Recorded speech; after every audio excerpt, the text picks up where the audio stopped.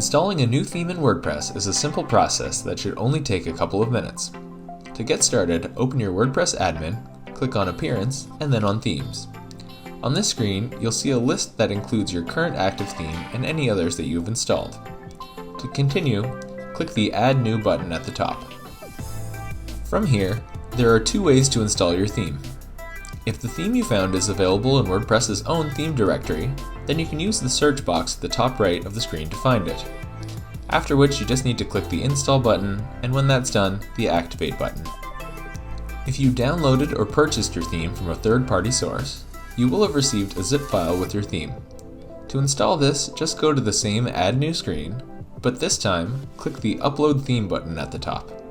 From there, you can click the Browse button, find the theme on your computer, and then click the Install Now button. When that's done, hit the Activate button and your new theme will be ready to go. Check out the rest of our Using WordPress series for more tips on using your WordPress website.